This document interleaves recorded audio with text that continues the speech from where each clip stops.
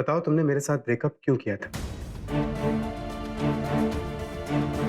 निरंजन, सच तो ये है कि मैंने तुम्हारे साथ असली में कभी ब्रेकअप किया ही नहीं था। मैं तो तुम्हें सिर्फ डराने के लिए तुम्हें कहा था कि तुम्हारे पास जॉब नहीं है तो मैं तुमसे शादी नहीं कर सकती। इस बात का क्या मतलब है माया? इस बात का यही मतलब है कि हमारे ब्रेकअप को मैंने कभी सीरियसली लिया ही नहीं। मैंने तो तुम्हें सिर्फ डराने के लिए तुमसे ब्रेकअप किया था। उस वक्त तुम अपनी लाइफ को लेकर बिल्कुल सीरियस नहीं थे। अच्छी सी अच्छी जॉब बस ठुकराते जा रहे थे। मुझे लगा कि मैं तुमसे ब्रेकअप करूंगी, सिर्फ तुम्हें डराऊंगी, तुम्हें रियलाइज होगा, तुम लाइफ में सीरियस हो जाओगे, एक अच्छी जॉब लेके मुझे वापस मनाने आओगे। मुझे अपने प्यार पे, अपने रिलेशनशिप पे पूरा भरोसा था। मुझे लगा तुम मेरे लिए बदल जाओगे, मेरे लिए सब कुछ करोगे। कि तुमने 4 दिन में चुपचाप शादी कर ली। मैं शॉक में चली गई थी, डिप्रेशन में चली गई थी, नफरत करने लगी थी मैं तुमसे। माया, तुमने मुझे एक बार भी बताया क्यों नहीं कि तुमने मेरे साथ झूठा ब्रेकअप किया था? मुझे मौका ही कहाँ दिया? तुमने बिल्कुल भी वेट नहीं किया। 4 दिन में तुमने फैसला लिया और तुमने शादी कर ली। क्योंकि मैं उस वक्त हर्ट था माया, और मैं तुम्हें भी हर्ट करना चाहता था। गुस्से में था मैं, और मैंने उसी गुस्से में आके शादी कर ली। Exactly. और तुम मुझे हर्ट करने में कामयाब हो गए, लेकिन उसी के साथ तुमने हमारा रिलेशनशिप भी खत्म कर दिया। काश शादी से पहले तुमने मुझे एक फोन किया होता। मैं रो रो के तुम्हें अपने पास वापस बुला रही थी। मैं तुम्हें इतनी बड़ी गलती करने ही नहीं देती। तुमने मुझे एक भी मौका नहीं दिया। मैं उस वक्त क्या करता माया? मैं बहुत गुस्से में था। तुम्हारा गुस्सा और मेरा ओवर कॉन्फिडेंस, आज उसी की वजह से हम यहाँ आकर खड़े हो गए।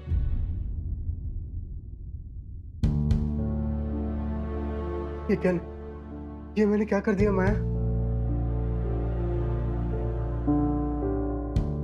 माया, मैंने अपने गुस्से की वजह से सिर्फ अपनी ही नहीं, तुम्हारी भी जिंदगी बर्बाद कर दी। क्योंकि तुम्हारी इस हालत का जिम्मेदार मैं भी हूं माया, मैं भी हूं। ये मैंने क्या कर दिया माया? ये मैंने क्या कर दिया?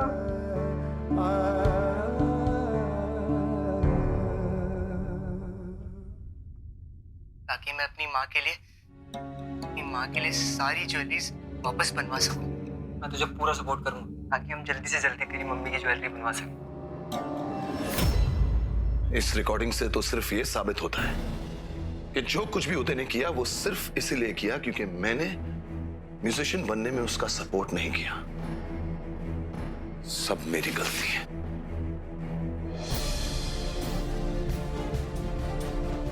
परिमल,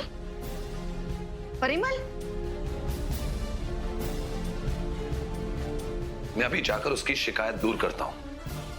मैं जानता हूं मां मुझे क्या करना है। तू क्या करने जा रहा है परिमल? सुन तो। कहां है तू उदय?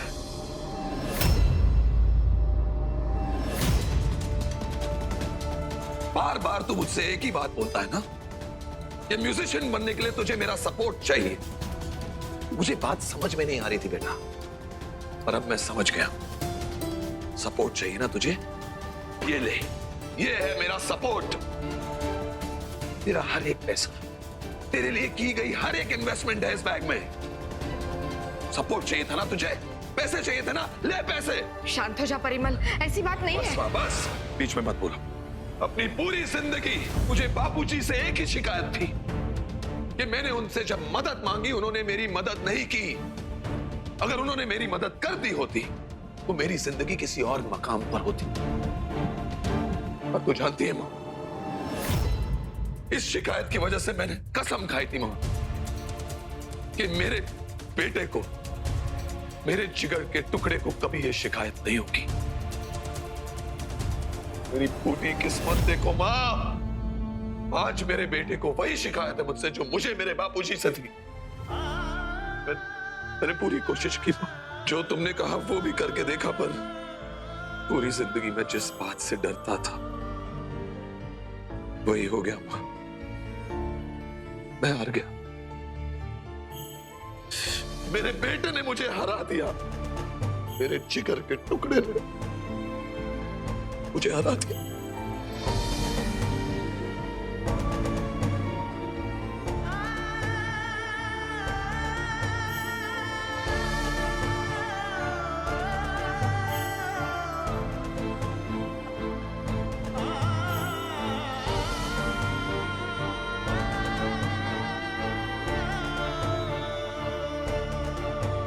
पर मैं अपनी इस हार को जीत में बदल कर आऊंगा।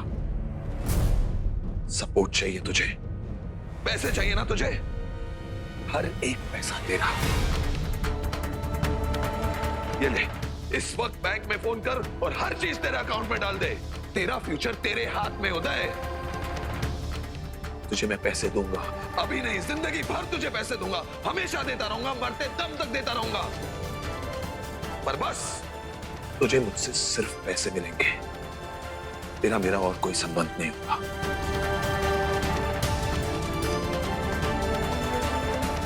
कोई संबंध नहीं होगा।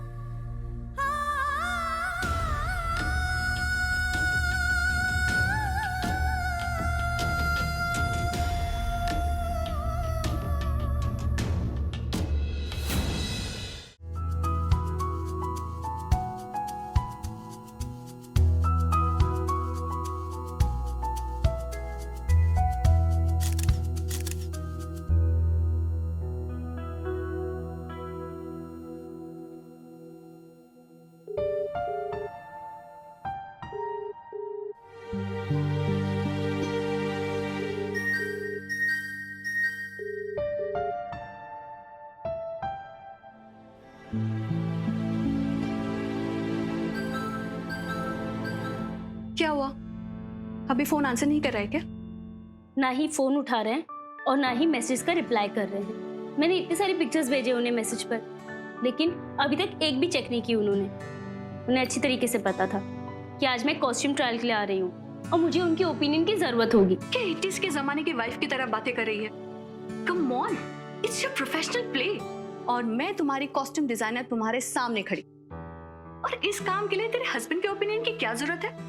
हाँ सीमा, लेकिन शादी के बाद मैंने जितने भी प्रोफेशनल प्लेस किए हैं ना, उन सब में मेरे कॉस्ट्यूम्स मेरे हस्बैंड ही फाइनल करते थे।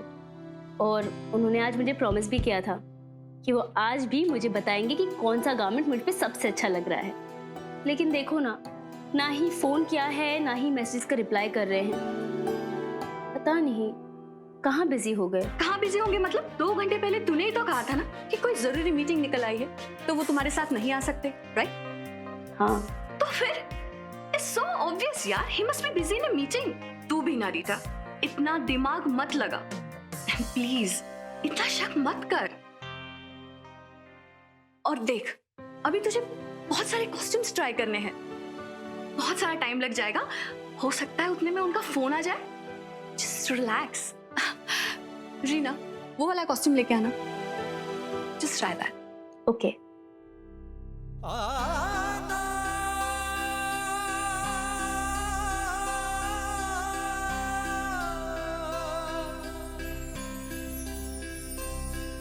दादी,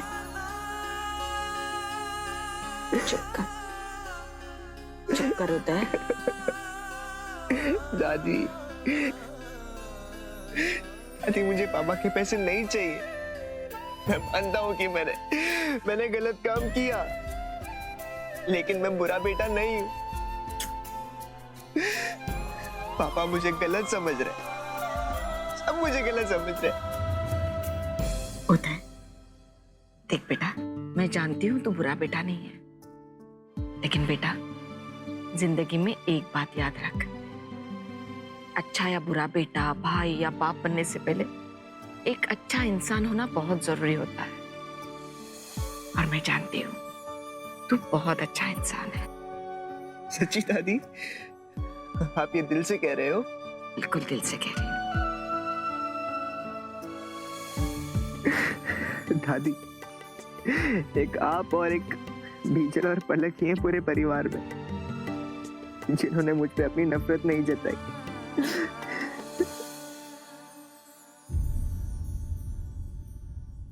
उदय, मैं तुझसे झूठ नहीं कहूंगी।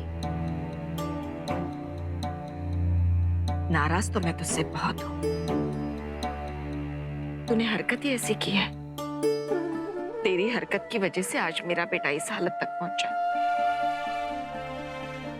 लेकिन उदय, मेरी नाराजगी तेरी हरकत से है, तुझसे नहीं। मेरी नाराजगी का मतलब ये नहीं है कि हमने तुझसे प्यार करना बंद कर दिया है। आज भी पूरा परिवार तुझे उतना ही प्यार करता है, तेरी उतनी ही परवाह करता है जितना पहले करता था। बस सबका रवैया बदल गया है। मुझे पता है दादी, पूरे परिवार के बदलते रवैये को मैं बर्दाश्त नहीं कर पा रहा। स्पेशली राहुल और समीर चाचू, वो मुझे कभी अकेला नहीं छोड़ते थे, एक पल के लिए भी नहीं। लेकिन आज उन्होंने भी मेरा साथ छोड़ दिया। दादी, आप मुझे कोई एडवाइस दो ना, कोई सलाह दो जिससे मैं सबका दिल वापस जीत सकूं।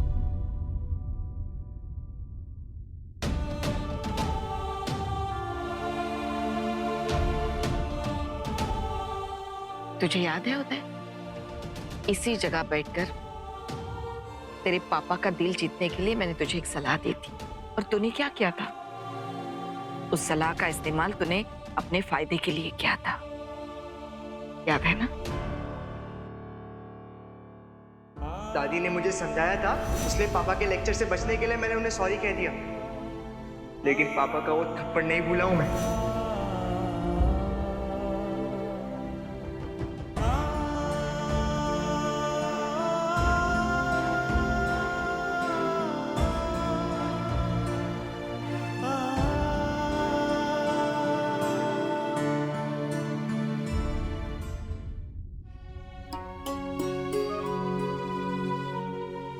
देखो दे, ये तो साफ दिखाई दे रहा है कि तूने जो भी किया उसका पछतावा तुझे सच्चे दिल से हो रहा है।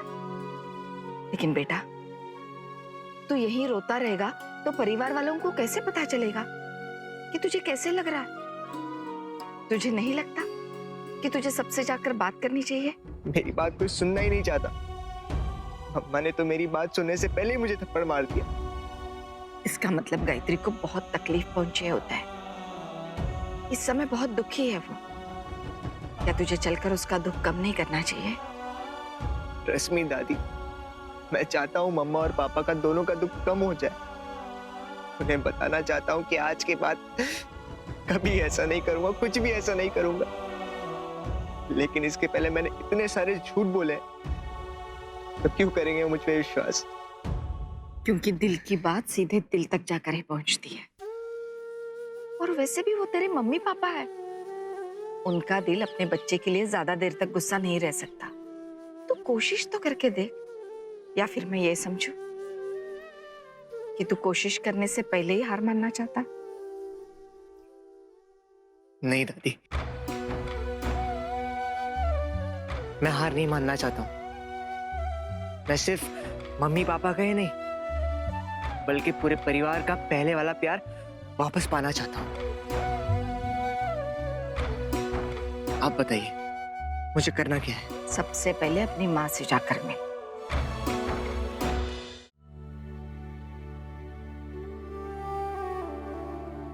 जब से थप्पड़ मारा है तब से एक बार भी मेरे पास वापस नहीं आया बात करने के लिए। जरूर कहीं अकेला बैठा मेरे लिए अपने दिल में नफरत और जहर घोल रहा होगा।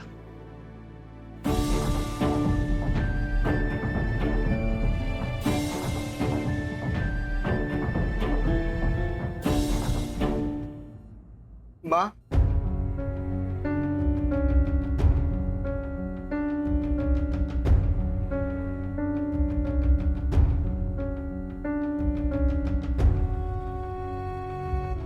मम्मी।